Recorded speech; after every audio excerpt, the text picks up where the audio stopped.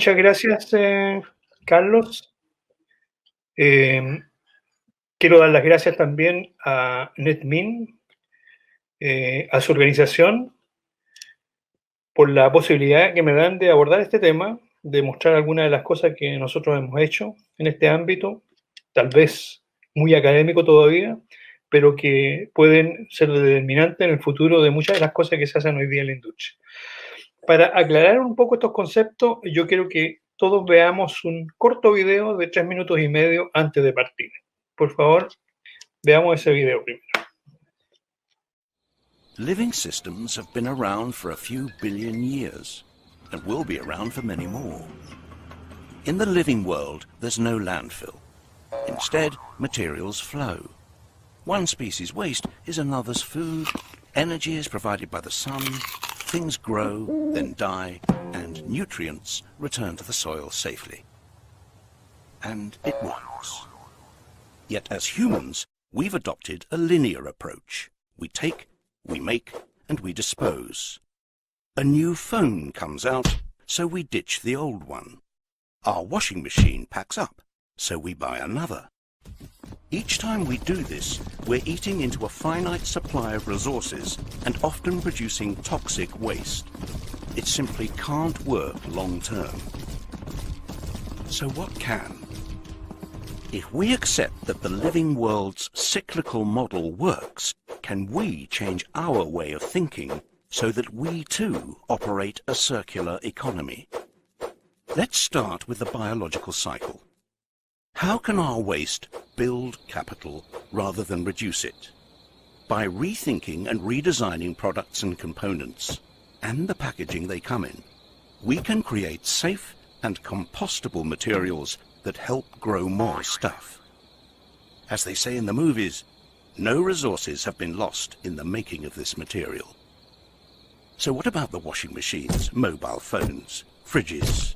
We know they don't biodegrade.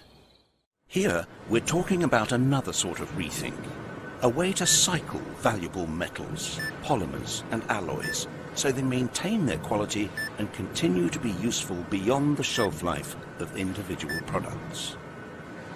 What if the goods of today became the resources of tomorrow? It makes commercial sense.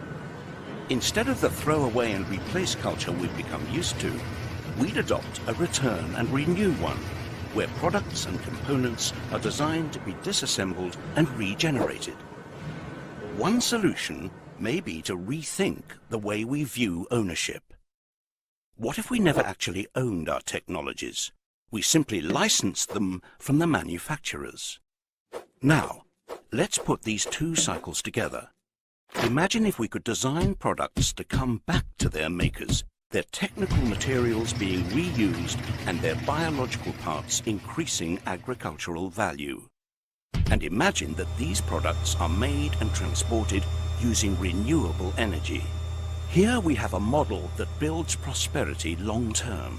And the good news is, there are already companies out there who are beginning to adopt this way of working. But the circular economy isn't about one manufacturer changing one product.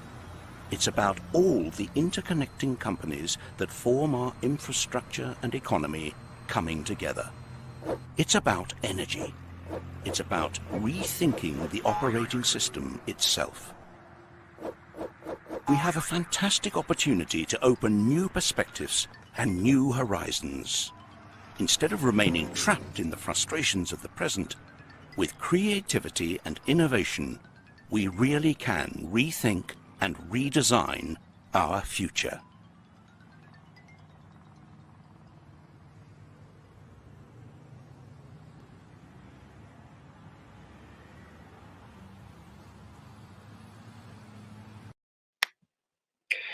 Ok, vamos entonces a ver, este es un pequeño video de la Fundación Ellen MacArthur que nos permite, en el fondo, entender un poco el concepto de lo que es la economía circular.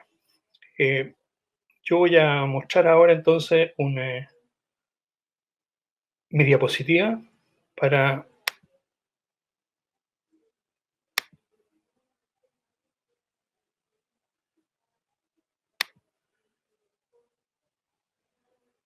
Perdón, tengo un pequeño problema aquí para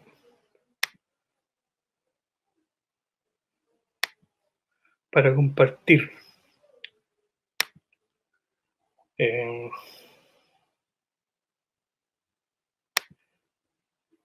A ver, Camilo, si me ayudas un poco con para compartir.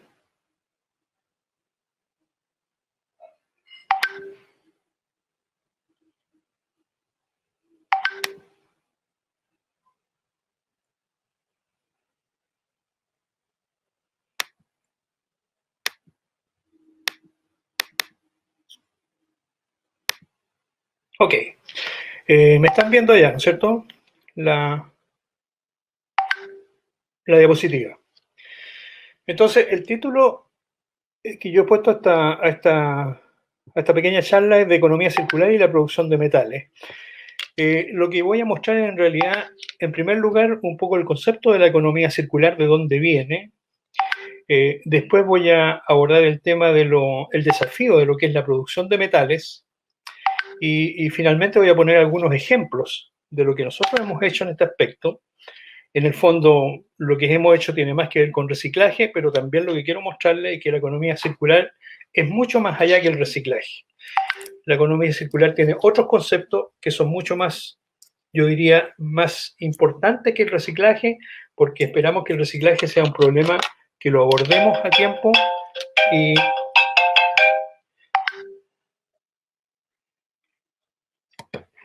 me están escuchando, ¿verdad?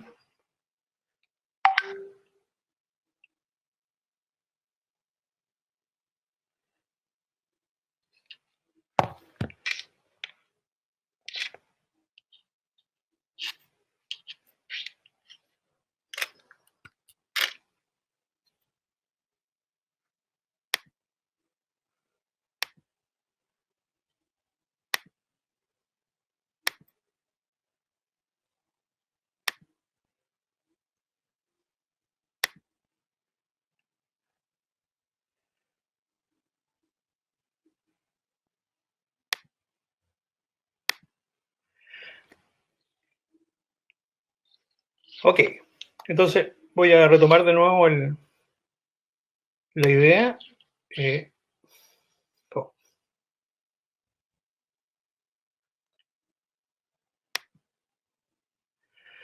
Voy a retomar de nuevo la idea. Vamos a hablar de la economía circular y la producción de metales y vamos a conversar primero algunos antecedentes sobre lo que es la economía circular y cómo van fijando este protocolo a nivel global en este momento. Después voy a hablar un poco de la producción de metales en particular y el desafío que significa la producción de metales y cómo esto se toca con los conceptos de la economía circular. Y finalmente voy a poner algunos ejemplos de algunas cosas que nosotros hemos hecho. Nosotros digo porque estoy hablando por un grupo que hemos trabajado en esto para abordar al menos esta carga que tenemos del pasado, que es todos los materiales acumulados, particularmente en la minería y la metalurgia, que son los grandes pasivos mineros. Ok. Bueno, entonces, veamos primero los antecedentes para una economía circular. Nosotros hablamos hoy día de lo que es la huella ecológica y cuáles son los límites planetarios que nosotros tenemos. Y está ya caracterizado que la disponibilidad que nosotros tenemos por personas, este es un dato ya de hace algunos años, así que tiene que ser mucho menos que esto, es de 1,9 hectáreas por persona a nivel de nuestro globo terráqueo. Luego hay unas restricciones, unos límites de borde que hoy día están más claros y que antes no los teníamos. Yo creo que esta es una de las razones por qué justamente aparece la economía circular como concepto, considerando que ahora, por las comunicaciones, por la forma que abordamos todas las cosas que están ocurriendo en el planeta, ¿verdad? Tenemos una certeza mucho más clara de cuáles son los límites del lugar en que estamos viviendo. Acá hay un gráfico que hizo la Comunidad Europea y que hoy día es mucho más conocido ya, porque han puesto en este gráfico a muchos países del mundo, en que lo que está puesto en la ordenada es la huella ecológica en el fondo, la huella ecológica que tienen cada uno de los países en promedio, y en la abscisa un índice que es el índice de desarrollo humano, que es un índice que va mucho más allá del ingreso per cápita. Aquí está incluido también las expectativas de vida, la educación, ¿verdad? Entonces es un índice que es mucho más global y que lo que era simplemente el ingreso per cápita que antes teníamos. Los puntos que están marcados acá son los puntos que indican la posición de cada uno de los países. Y ustedes se fijan, los países como más desarrollados están en la parte alta de este gráfico, más bien los que están marcados en rojo, que son los países, en este caso, europeos. Este fue hecho por la Comunidad Europea. Y los que están más abajo son el resto de los países del mundo. Hay un cuadradito a la derecha abajo, que es el cuadradito que nosotros podríamos llamar de la sustentabilidad. Fíjese que el límite superior de ese cuadrado es el 1,8, 1,9 hectáreas por persona que estaba marcado en el gráfico anterior. Y el límite izquierdo que tiene ese pequeño cuadrado amarillo, que marca 0,8 en este caso, es lo que se considera un buen índice de desarrollo humano, o sea, con una buena expectativa de vida, buena educación y un buen ingreso per cápita. Si ustedes se fijan, de acuerdo a esta nomenclatura, prácticamente ningún país está en ese sector. Pero la idea es que todos podamos estar en ese sector, tanto los países más ricos como los países más pobres. Y el desafío es cómo llevar los países más pobres hacia la derecha, ¿verdad? Hacia la derecha, y cómo hacer descender los países más ricos desde el punto de vista de la disponibilidad que tienen de hectáreas por persona o la huella ecológica, hacerlo descender hasta ese punto, porque hay un impacto ambiental de cada una de las cosas que se están haciendo en cada uno de estos países, ¿no es cierto?, que está influyendo definitivamente en el comportamiento del globo terráqueo entero.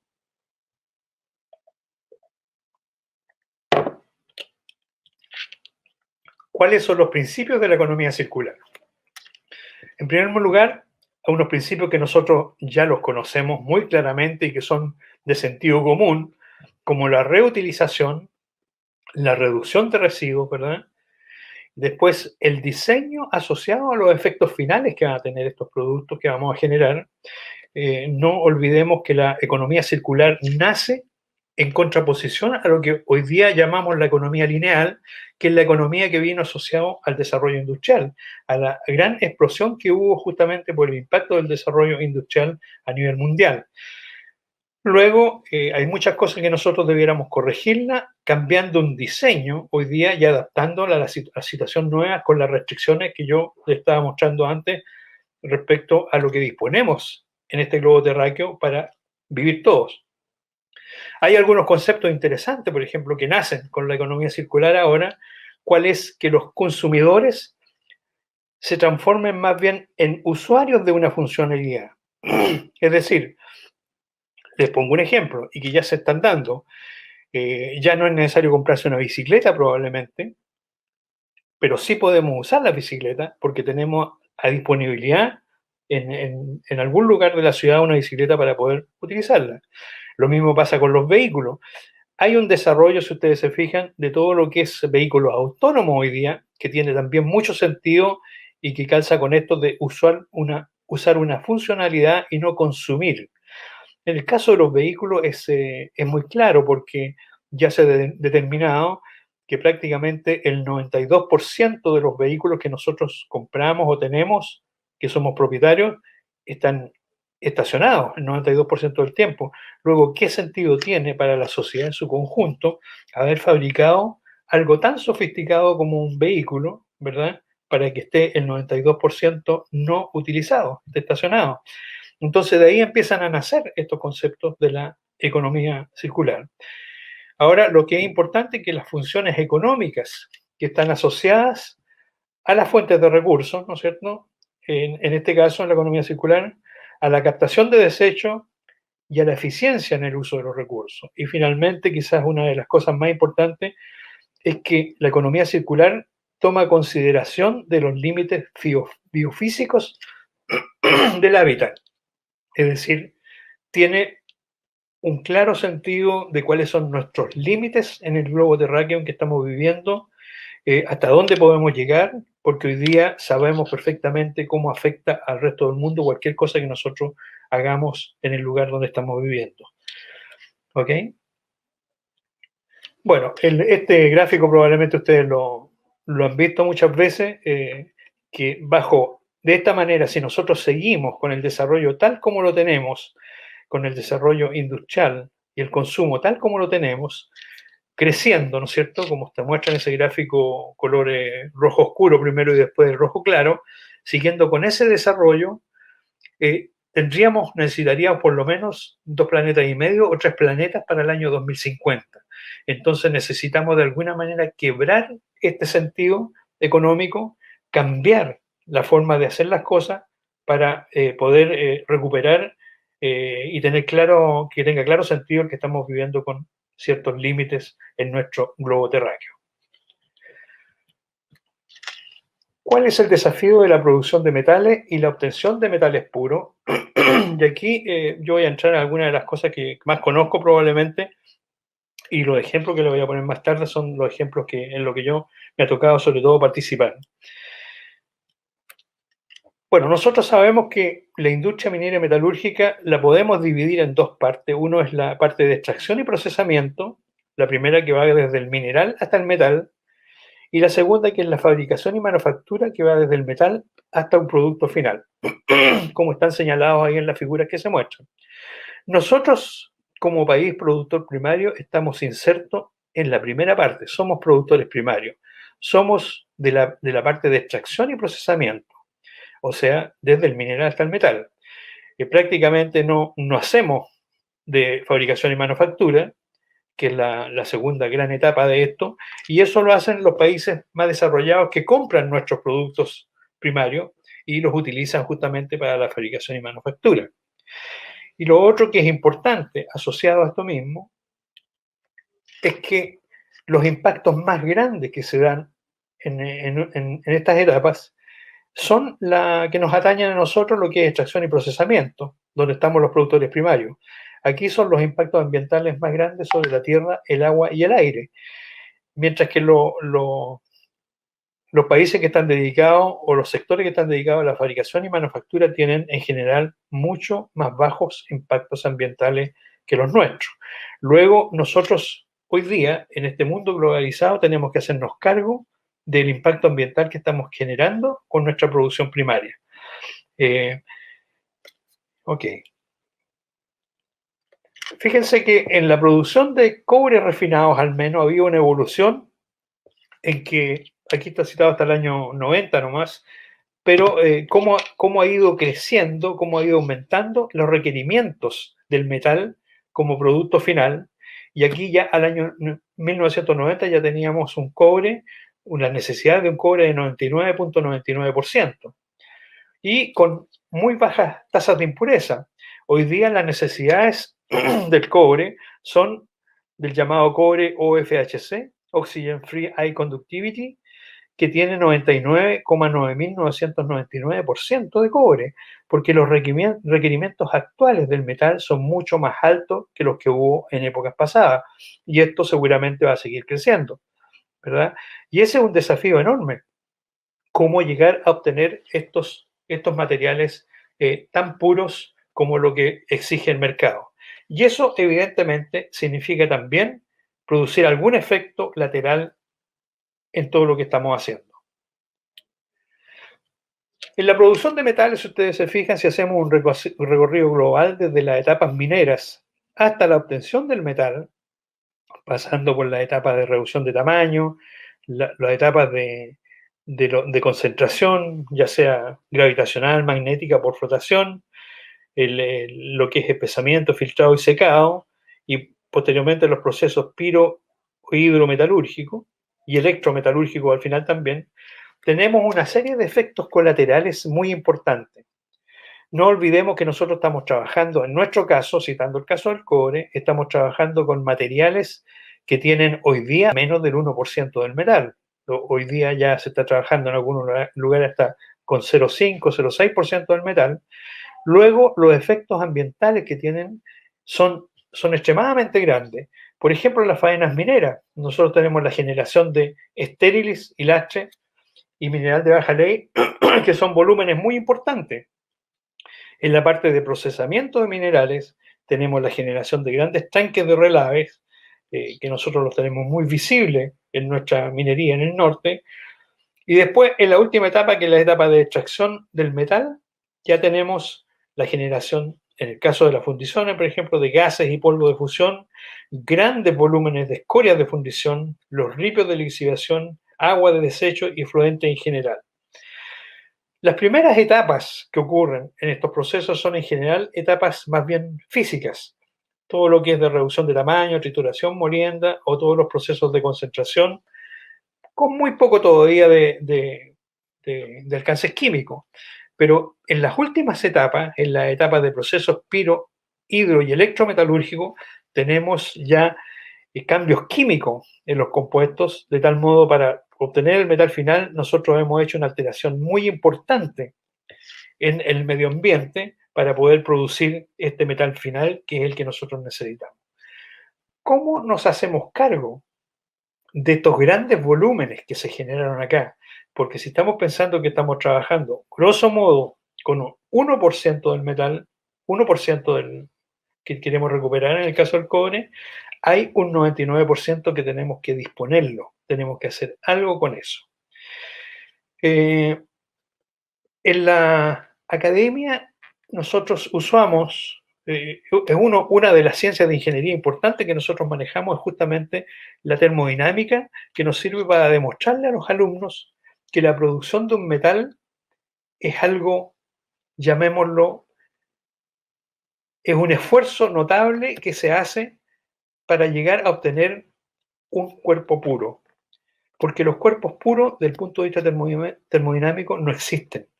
Las impurezas le otorgan estabilidad a los sistemas puros.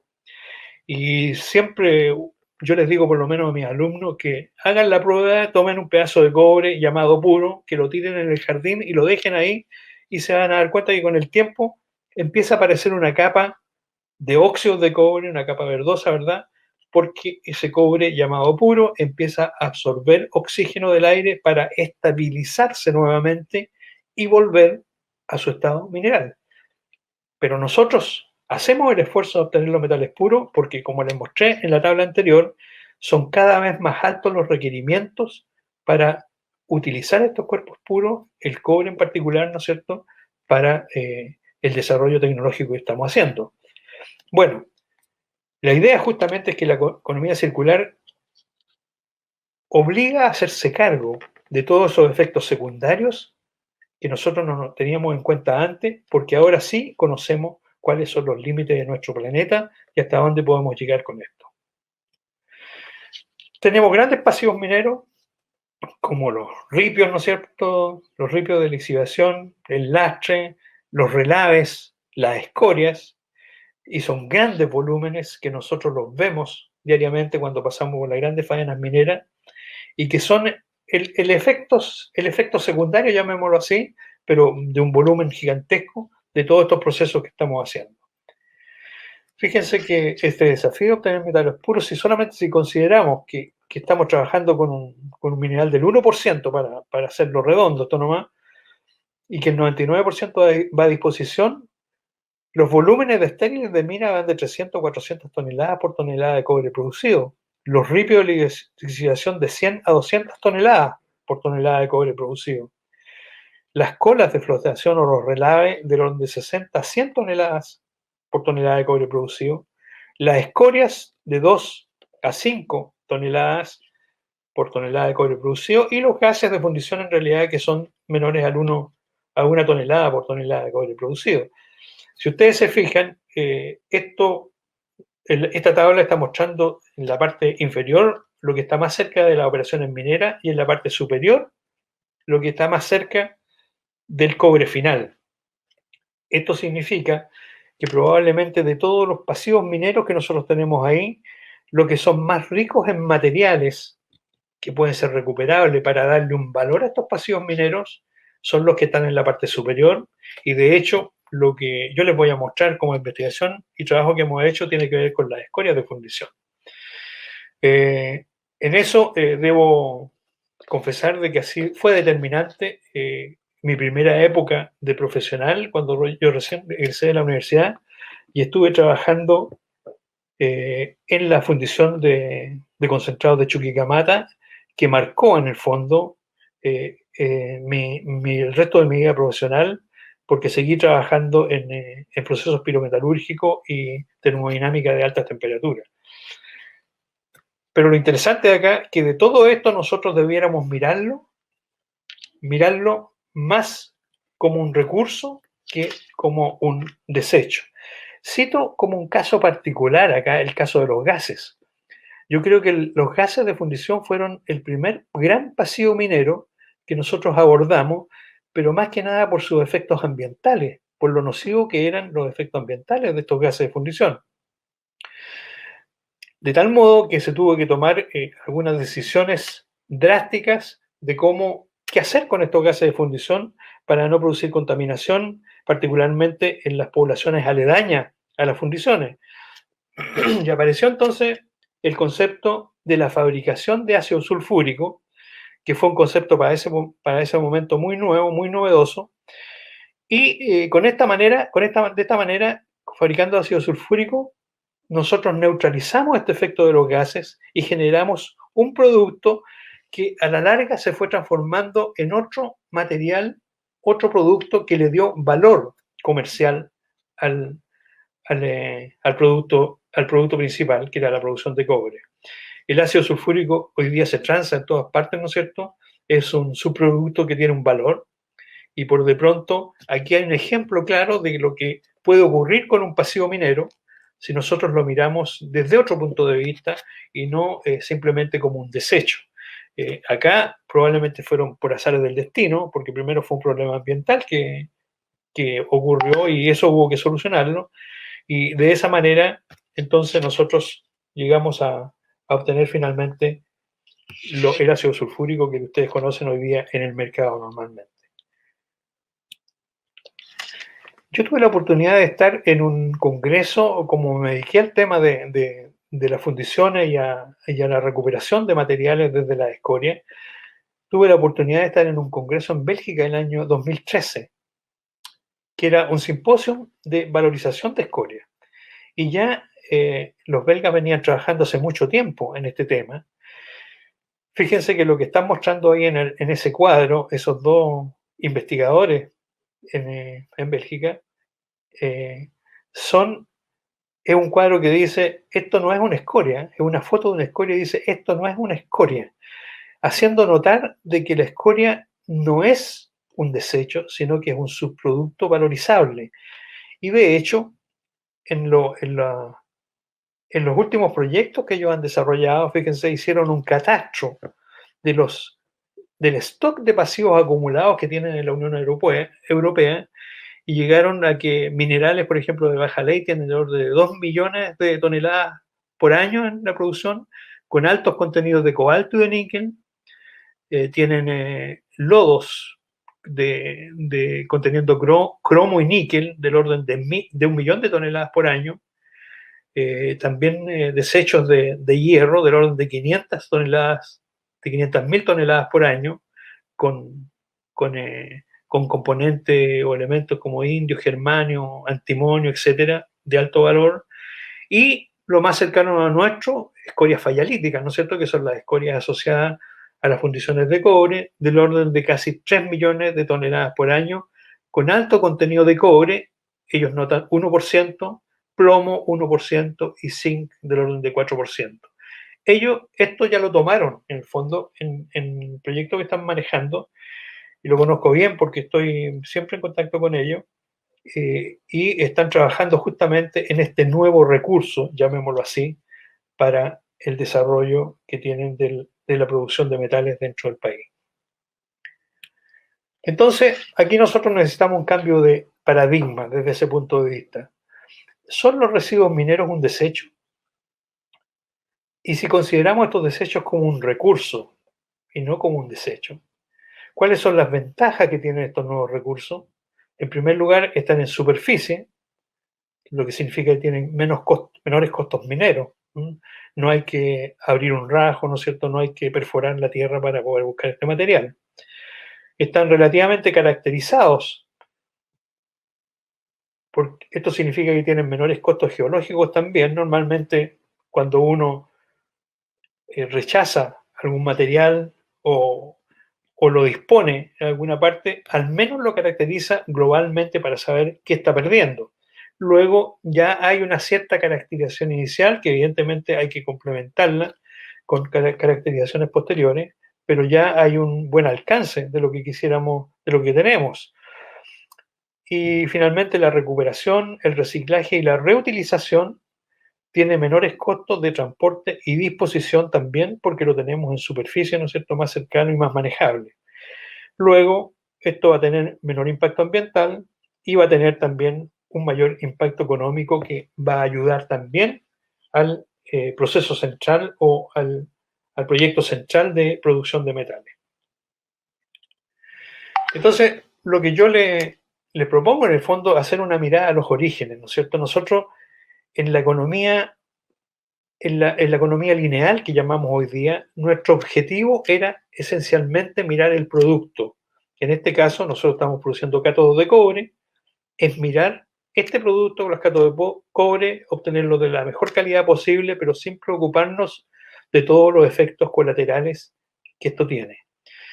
En este recorrido, que en el área nuestra, ¿no es cierto?, involucra a geólogos, a mineros y a metalurgistas, probablemente los geólogos, y así lo he sentido yo, son los que están más cerca de la sustentabilidad de todos estos procesos, porque son los que están más cerca también del recurso. Entonces están viendo claramente cómo están ocurriendo las cosas desde el punto de vista de abrir un rajo o hacer una perforación, de producir alteraciones en el medio ambiente para llegar a obtener este metal final. Hoy día, evidentemente, hay muchas cosas que ayudan a que esto no ocurra. Ya se ha ido abordando la minería más como subterránea que como a rajo abierto. Hoy día existen los conceptos de geometalurgia también que ayudan mucho a salvar algunas etapas que son muy contaminantes dentro del proceso. Pero evidentemente que yo creo que un geólogo tiene mucho más claro el significado que tiene abrir nuevas brechas, ¿no es cierto? Crear nuevas superficies cuando uno está rompiendo el terreno, porque eso produce una alteración, evidentemente, que no es parte de la naturaleza de la Tierra. Es el mismo cuidado que hoy día deberíamos tener si estamos pensando en ocupar, por ejemplo, el océano para depositar relaves en el océano y hacer un estudio previo bien claro de saber cuáles son los efectos que esto podría tener en los cambios en el océano. ¿Okay? Bueno, algunas experiencias de valorización que yo quisiera mostrarle y que tienen que ver, tal como yo se lo dije al comienzo, más que nada con el trabajo que yo he realizado durante mi vida de profesional, que tiene que ver más bien con la pirometalurgia y con la termodinámica de alta temperatura, y son trabajos que hemos venido haciendo en la universidad desde antaño y que hoy día ha ido derivando incluso en otros grupos de trabajo bien interesantes y que han sido bien valorados afuera. Por decirle, cito que uno de los libros que quizás es el libro de cabecera de todos los metalurgistas, como es Extractive Metallurgy of Copper, del conocido Viscousi Davenport, que ya debe ir en su quinta versión, sexta versión, ha citado nuestro trabajo, lo que nos deja muy contentos porque nos muestra que hemos elegido el camino correcto para ir abordando estos problemas. Bueno, en primer lugar quería mostrarle lo que trabajamos en la recuperación de materiales de escoria. Este es un trabajo que hicimos desde acá de Chile y que también lo mostramos en muchas partes como resultado, y tuvimos la oportunidad también de involucrar en este trabajo. Fue un proyecto FONDEF bien grande de hace años atrás, en que prácticamente estuvieron involucradas todas las fundiciones de concentrados de cobre acá de Chile. También estuvo involucrado la compañía siderúrgica, porque estaban interesados también en sus productos de esta escoria, como es el hierro. Ustedes se fijan que una escoria típica nuestra, porque esto cambia de un país a otro, pero nuestra, es de un 30-40% de hierro, que si nosotros lo subimos un poco más, lo empujamos un poco más, no está lejos de lo que es un concentrado de hierro, de lo que es un mineral de hierro, para efectos de la industria siderúrgica. Tiene 35-40% de sílica, porque bueno, tiene las escorias son generalmente uno de los compuestos importantes, la fayalita, que es un compuesto mixto de óxido de fierro y de sílice, ¿verdad? Que lo hace más estable la escoria. Luego estos compuestos también aparecen acá. Tenemos también alúmina, en porcentaje casi el 10%, y una cierta cantidad de cobre, por supuesto que todavía queda, y es intentable recuperarlo. Y también lo que es muy importante, nuestras escorias en general también eran muy altas en molibdeno. Ocurre una cierta concentración del molibdeno en las etapas pirometalúrgicas, de tal modo que nos dieron estas cantidades de 0,3 a 0,4% de molibdeno, lo que es bastante alto respecto incluso de lo que es un recurso mineral de molibdeno. Y nuestro primer alcance fue tratar de hacer un desarrollo así, esto mirado desde la teoría, ¿no es cierto?, de influir sobre todo la escoria para sacar el hierro, el molibdeno, el cobre, otros metales nobles si es que hay, y algunos compuestos no metálicos que pueden ser utilizables en la industria del cemento. De todos estos materiales, evidentemente, nosotros quisimos hacer un proyecto de emisión cero, era esa la idea, tratar de agotar todo el tema y hacer distintas etapas para llegar a obtener algún concentrado que era tratado después por lisivación y por extracción por solvente para obtener soluciones finalmente de sulfato de cobre y generar algún residuo que podría ir a disposición, pero en cantidades menores, no del volumen que tienen los volúmenes de escoria. En fin, de los óxidos de hierro, ¿no es cierto?, fabricar pellets a lo mejor para ir después a la industria del hierro, pellets para recuperar el hierro posteriormente, algún concentrado de sílice que podría ir de reciclaje a la fundición, fabricación de lana mineral o a la industria del vidrio, y los no metálicos que podrían ir definitivamente a la fabricación de cemento. Bueno, esta visión que nosotros tuvimos, por supuesto, fue una primera aproximación y posteriormente hicimos ya algunas experiencias que nos permitió ir concentrando hierro dentro de todo este proceso, un hierro bastante alto en 94-95% de fierro, con un bajo contenido de cobre, pero con un contenido todavía de molibdeno. El contenido de cobre en estas primeras aleaciones que tuvimos era todavía muy alto y normalmente, haciendo todos los estudios necesarios, los contenidos de cobre para poder utilizar una aleación de hierro como un acero al cobre, por ejemplo, necesitaba de contenidos de cobre inferiores al 1%. La verdad es que esto lo seguimos desarrollando más adelante y llegamos a obtener aleaciones de hierro molibdeno bajos en cobre con menos del 1%. Y hoy día esto ha ido derivando a otras alternativas que se están desarrollando ahora en conjunto con entre tres universidades, ¿no es cierto? Con la Universidad de Santa María a la cabeza, con el doctor Claudio Aguilar a la cabeza del proyecto, que es otro proyecto FONDEF, en que estamos definitivamente estudiando la posibilidad de utilizar esta producción de escorias que se está haciendo en el país en este momento para producir materiales de alto desempeño por las necesidades que tiene el mercado en este momento de aleaciones de hierro, para una serie de aspectos como aspectos energéticos, electromagnetismo, en el campo médico, aeroespacial también, defensa, y para bienes de consumo en general. Luego nosotros ya tenemos, hay algunos resultados que se han dado en este nuevo proyecto y ya incluso algunos estudiantes han hecho sus tesis al respecto y probablemente vamos a sacar también algunos resultados que pueden ser de interés internacional al respecto. Otro caso de utilización de materiales que nosotros hicimos fue el reciclaje y reutilización de cobres secundarios. Y esto ya viene del año 1980. Esto fue parte de mi tesis de doctor ingeniero en Francia en esa época.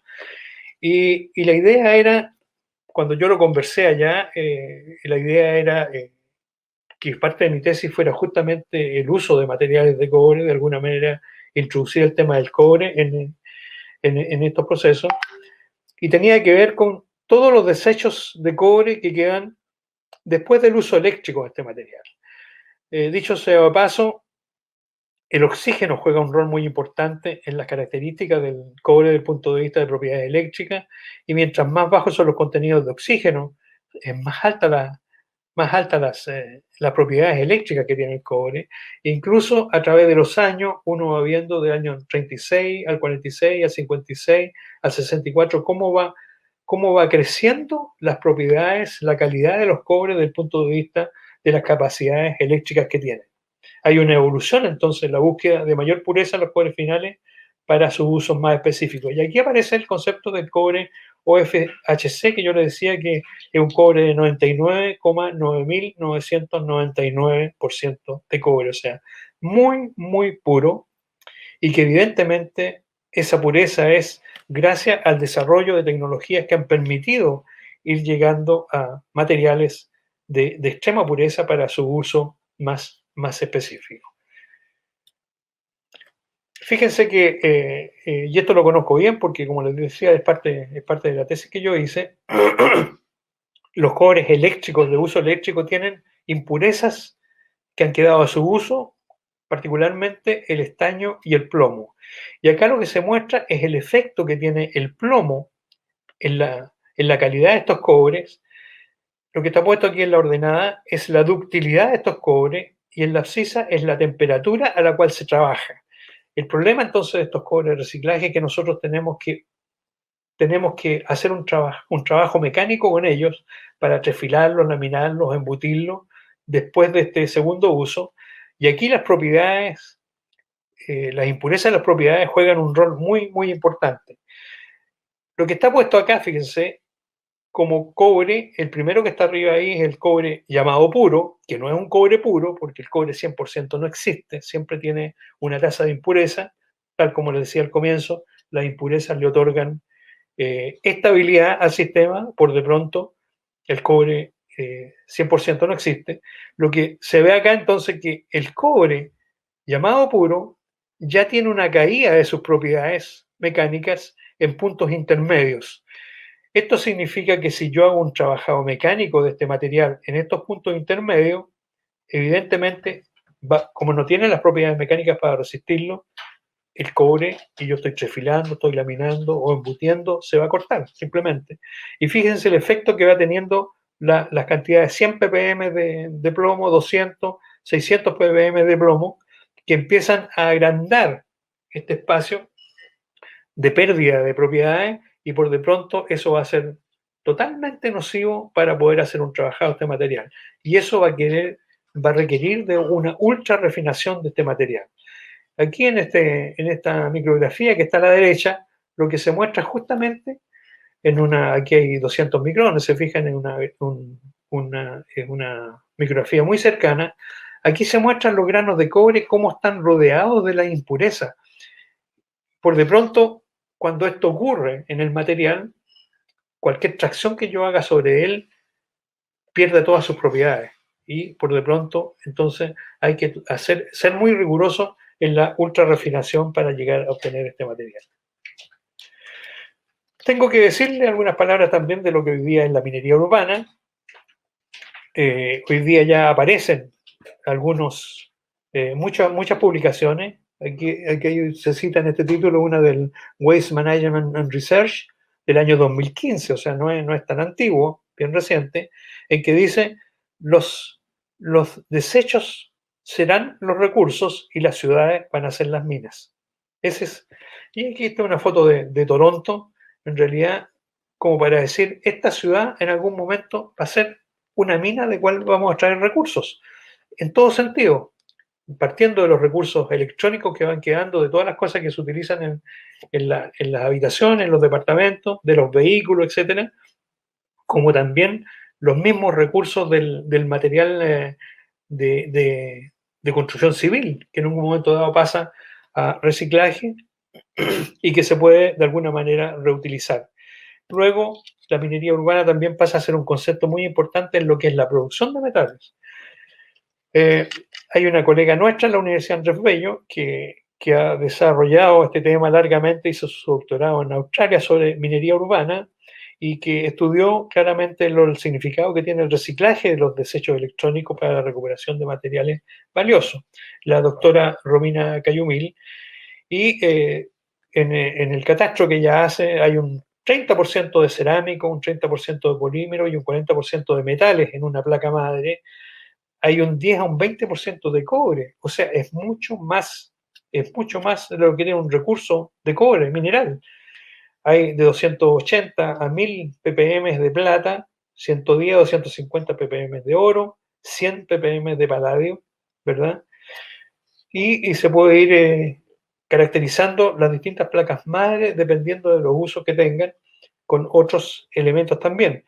Luego, acá hay un recurso que nosotros recién estamos pensando en cómo utilizarlo, pero que en otras partes del mundo ya lo están utilizando hace mucho rato. Nosotros tuvimos un proyecto acá en la Universidad Andrés Bello hace 2 o 3 años atrás en que trabajaron nuestros estudiantes y trabajaron también distintas áreas de la ingeniería, que era ver cómo podríamos recuperar estos materiales, y nos dimos cuenta que en general aquí en Chile lo que hacemos es empaquetar estos materiales y exportarlos para que los traten y los recuperen en el extranjero.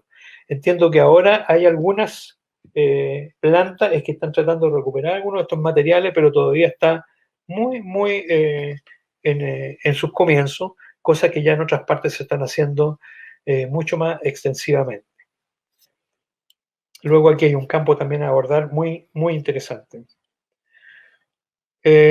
Otros usos que se han dado a estos residuos finales, siempre tocando los temas que tienen que ver con las fundiciones. Fíjense que en Alemania y en general en Europa, en el uso que hacen de canales para el transporte, ¿verdad?, para el desplazamiento de barcos, etcétera, han empezado a usar estos desechos de escoria en protección de los canales, simplemente para que no sean, no empiecen a perder su capacidad por efectos del transporte y de la gran utilización que tienen, una manera de protegerlo incluso del paso de todos estos barcos.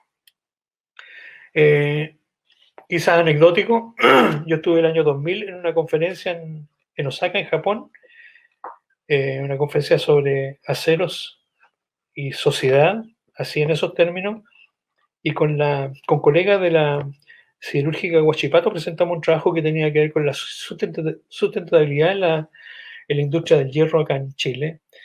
Y cuando llegué a Osaka, llegué a este aeropuerto, el aeropuerto de Osaka.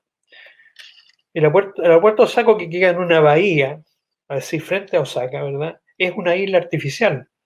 Y esta isla artificial fue construida con desechos, entre otras cosas, escorias. Cuando yo llegué había una sola pista, ahora hay 2 pistas, o sea, esto se agrandó al doble. También se hacen joyería en escoria, como ustedes pueden ver ahí. Bueno, eso, voy a hacer algunas reflexiones finales para terminar ya.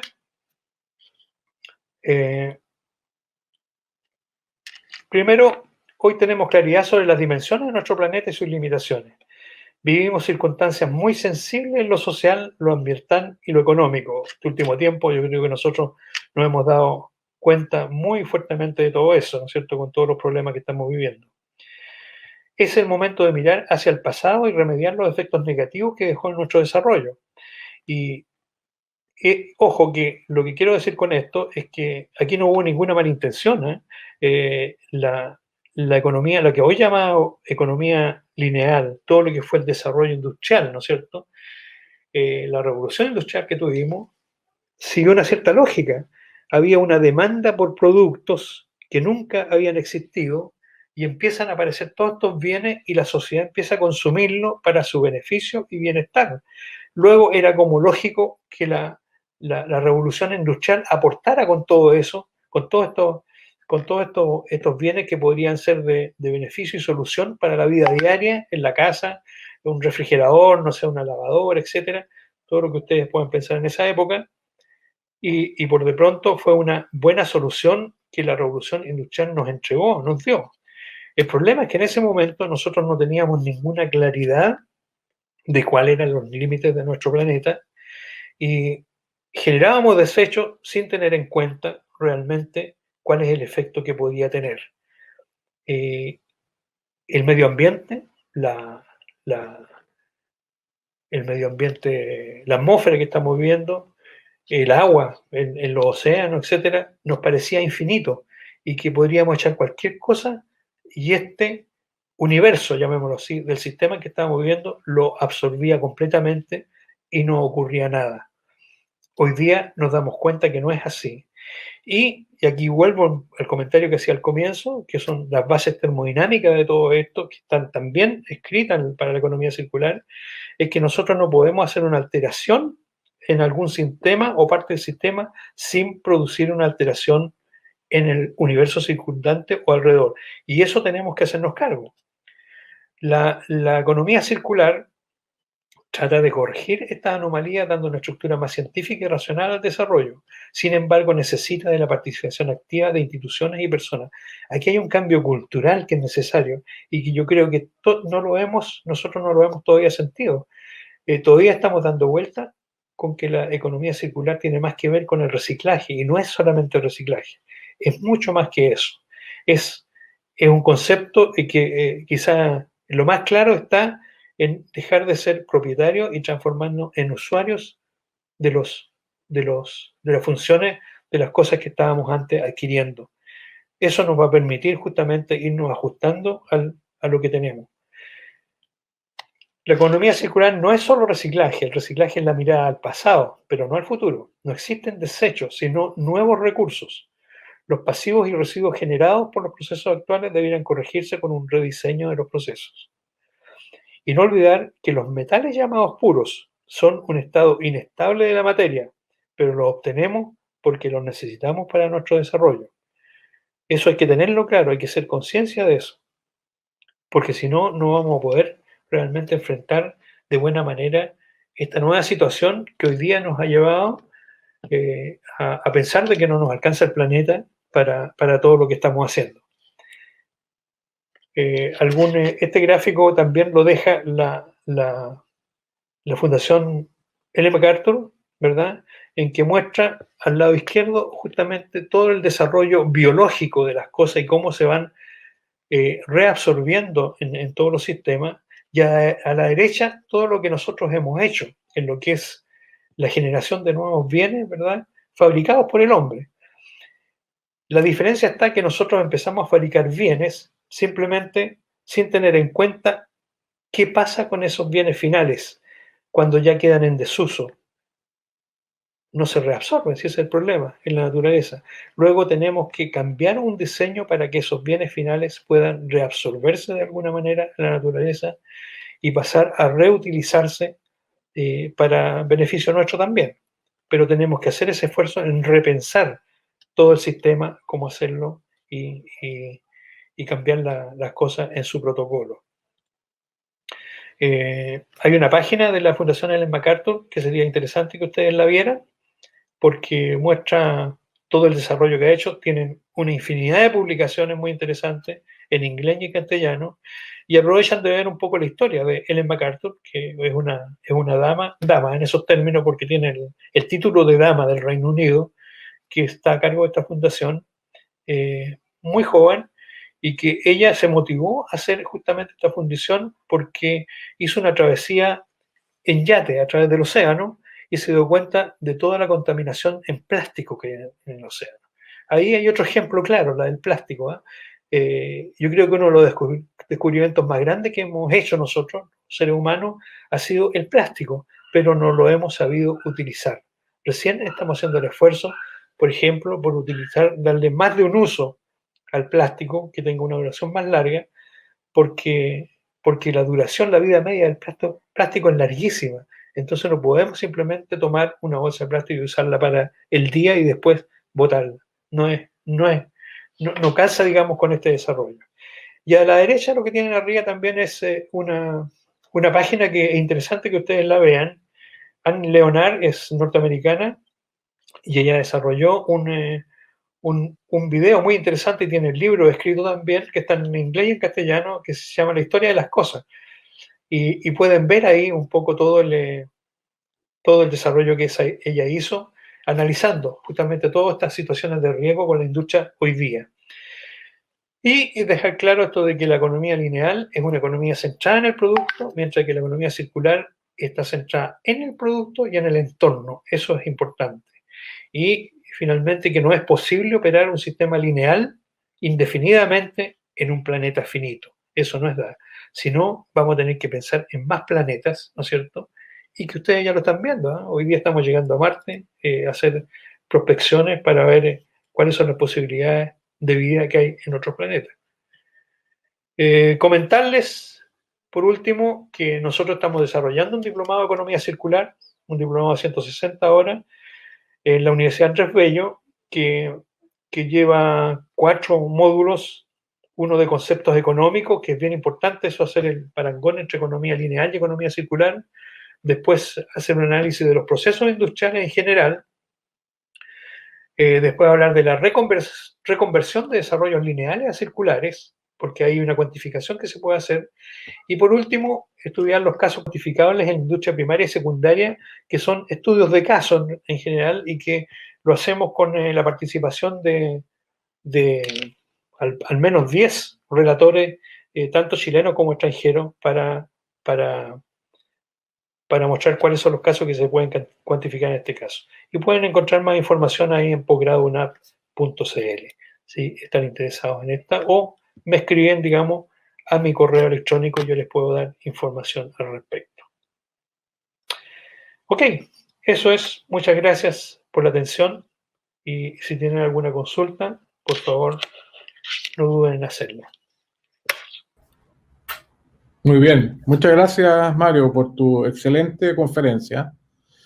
La verdad es que nos da una mirada bastante interesante respecto de esta nueva etapa, digamos, que está viviendo la humanidad, ¿cierto? Y la economía en general, la sociedad, en relación a cómo hacerse cargo, ¿cierto? Respecto de una situación que finalmente nos va a afectar en lo cotidiano, en definitiva. Bueno, quisiera comentarles que está el chat para hacer las preguntas, si ustedes tienen alguna duda respecto de la presentación o algún comentario. También quisiera decirte, Mario, que atrás del chat hay algunas felicitaciones que te mandaron, algunos saludos, especialmente un saludo muy cordial de Patricio Cartagena, felicitándote por la exposición, comentando que es obviamente un tema de alto interés especialmente para la industria minera, ¿cierto? Que es una industria que de manera natural genera mucho residuo, en varias etapas en las que opera. Ok, mira, tengo algunas preguntas acá que te quiero realizar, Mario. Bueno, la verdad es que la exposición que realiza claramente da cuenta de que el mundo se nos está achicando. Eh, y la pregunta es, ¿será la economía circular la solución sustentable para cuando se agoten los recursos o la demanda supere la disponibilidad de esos recursos?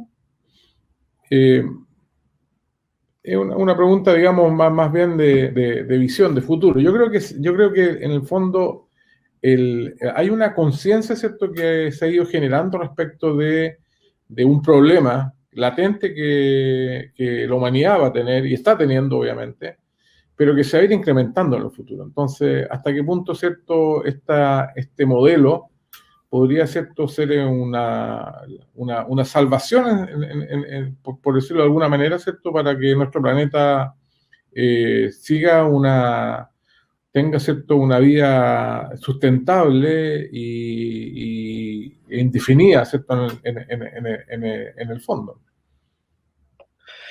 Gracias, Carlos, por la consulta. Yo creo que, como todas las cosas que han ocurrido en el desarrollo de la historia del ser humano, no es una etapa definitiva, ¿eh? Definitivamente no es así. Yo creo que esta es una etapa más y que seguramente permite abordar las cosas de mejor manera. Pero yo creo que ya habrá otras etapas cuando ocurra lo necesario o cuando sea necesario en el futuro. Pero yo creo que esto nos puede salvar la situación de alguna manera con la explosión demográfica que tenemos de partida. O sea, aquí este planeta definitivamente en cantidad de gente está quedando pequeño, así es impresionante la cantidad de cómo ha crecido como producto, por ejemplo, del desarrollo de la medicina, que la edad promedio ha aumentado ostensiblemente y este planeta tiene que contener a todas las personas que estamos viviendo ahí y en buenas condiciones, o sea, hacerlo de alguna buena manera.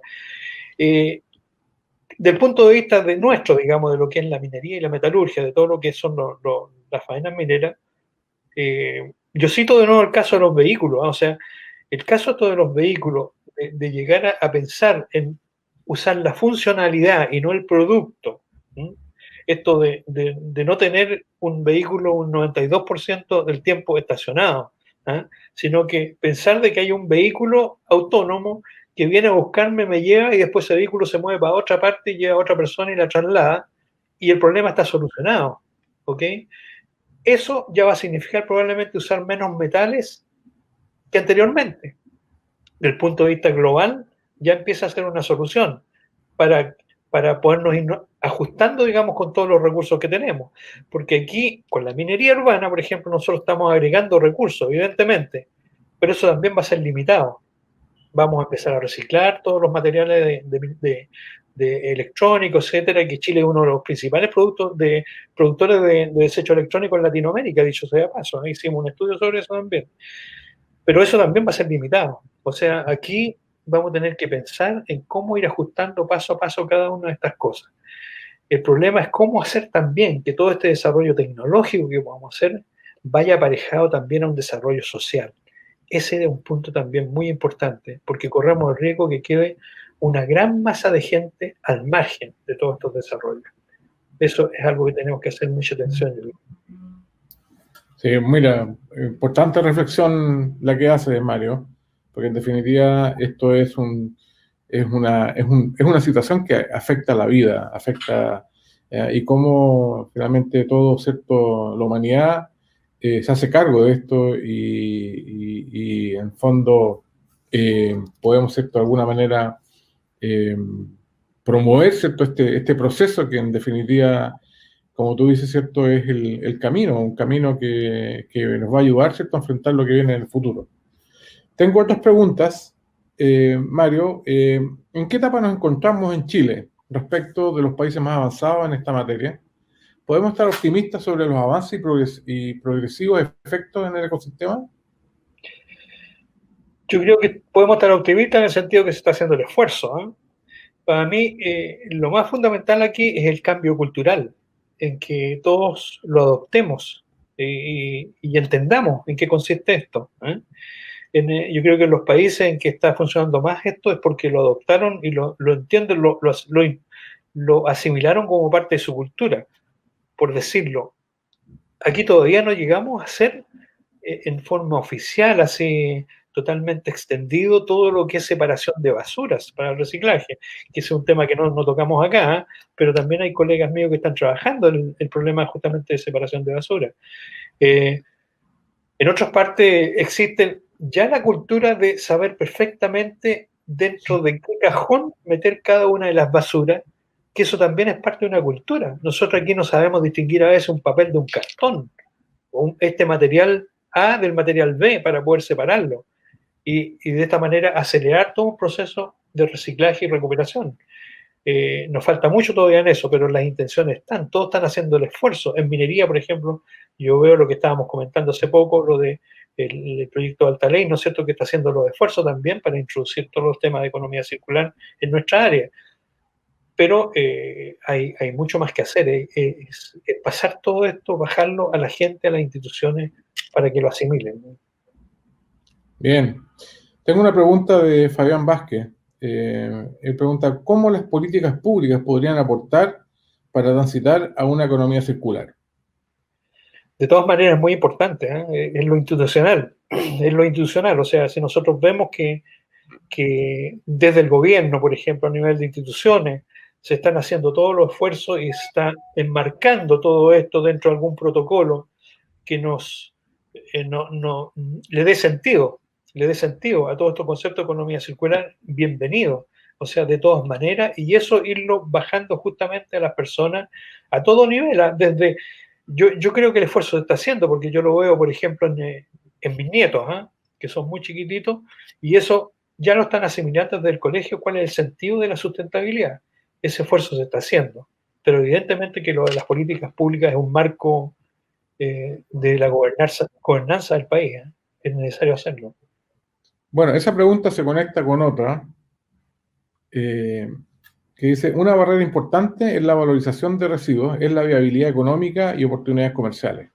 ¿Cuál es la fórmula adecuada que permita avanzar en esta transformación sin que se ralenticen por aspectos económicos, que obviamente es una variable que hoy día juega de manera muy importante? Claro, buena pregunta.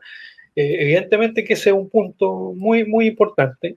Aquí lo que yo mostré, por ejemplo, para el caso nuestro, el caso de la minería y la metalurgia, tiene un valor económico, es viable. Al final, cuando nosotros trabajamos en esto, siempre hicimos el estudio técnico-económico para ver si esto se pagaba o no se pagaba, porque aquí no se trata de cargarle el costo, digamos, al proyecto central, al producto principal, sino que lo puede independizar del producto principal, lo puede independizar y que funcione por sí mismo. Y eso evidentemente no siempre ocurre. Yo creo que ahí va a tener que haber un esfuerzo del Estado para tratar de absorber esos costos de alguna manera, o de los privados en el caso de que sea necesario. Pero aquí es un esfuerzo de todos, va a tener que pasar por eso. Sí, probablemente las leyes ahí van a jugar un rol fundamental. Sin duda. Ya tenemos algunas muestras, como por ejemplo la IREP, ¿cierto?, que se está ya en una etapa de implementación, que obliga al productor a hacerse cargo de alguna manera de su residuo, digamos. Y eso, fíjate, se está desarrollando mucho ya en otros países. Yo recuerdo cuando estuve en Europa 2 o 3 veces, y ya hay muchas acciones que obligan en el fondo a hacerse cargo de algunas cosas. Esto de recuperar envases, por ejemplo, en base a devolver una cierta cantidad de dinero mínima por la recuperación del envase. Aquí nosotros todavía en plástico, por ejemplo, envases de plástico, estamos botando todo nomás, simplemente. Sí. Bueno, la verdad es que hoy día eso se sostiene por la buena voluntad de algunas personas de hacer el trabajo, pero no tenemos ninguna política, digamos, que esté promoviendo este proceso, ¿cierto?, de recuperar los plásticos de manera mucho más amplia. Mario, tengo otra pregunta, la hace Rebeca. ¿Es necesario construir alianzas estratégicas de largo plazo entre la industria minera, las universidades y centros tecnológicos nacionales para lograr una economía circular en el sector? De todas maneras, muy buena pregunta, porque de todas maneras yo creo que en eso nos ganan también los países más desarrollados, ¿eh? Existe un vínculo mucho más fuerte entre estas tres entidades que nombró Rebeca. Acá nos falta mucho, hay muchos grados de desconfianza todavía, que a veces son razonables, ¿eh? Esos grados de desconfianza, porque a veces no se maneja con seriedad el tema, a veces se diluye el tema, a veces los estudios, puede que se malgaste dinero a veces en algunas de las cosas. Yo creo que nos falta un poco de constancia, de seriedad o de foco, quizás no perder el foco en las cosas que están haciendo. Pero esas relaciones y esos vínculos de todas maneras van a tener que hacerse. O sea, es la única forma de seguir avanzando.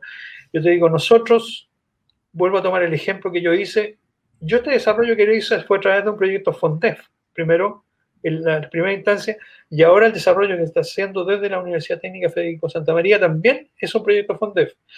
Uno podrá decir, claro, en realidad en Chile nos falta mucho para llegar al apoyo que tienen los gobiernos de los países más desarrollados, ¿eh? Para este tipo de cosas. Pero hay algunas cosas que se pueden hacer, ¿te fijas? Entonces hay que írselo tomando con seriedad e ir usando bien todos estos recursos para poder seguir trabajando y avanzando en esto. Sí, sí, pareciera que ese es un vacío que ha estado por muchos años dentro de nuestra actividad económica y desarrollo de todo lo que es el ámbito educativo. La separación, ¿cierto?, de las universidades, las instituciones tecnológicas con el mundo productivo. Pero hoy día hay señales positivas. Lo mismo que tú comentabas respecto al trabajo que está haciendo Altaley con la hoja de ruta, ¿cierto?, donde integra muchos actores de la industria minera, ¿cierto?, como compañías mineras, instituciones tecnológicas, ¿cierto?, las mismas universidades están también participando en ese proceso. Así que algunas señales positivas tenemos. ¿Sí? Mario, bueno, te agradecemos tu tiempo, la verdad es que extraordinaria tu conferencia. Esperamos que nos sigas acompañando en el futuro con otras visiones, ¿cierto?, respecto de este interesante trabajo que estás haciendo y que es un gran aporte para la industria minera. Muchas gracias, Carlos, por la invitación. Muchas gracias a la organización de NetMin. Gracias a Camilo por el soporte que nos hizo. Y muchas gracias a todos por asistir y espero que sea una pequeña contribución a extender el concepto de la economía circular en todos los individuos, en todas las personas y ojalá en las instituciones.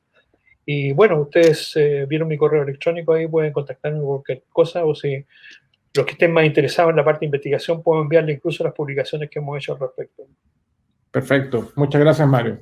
Que tengas un buen fin de semana. Igualmente, gracias.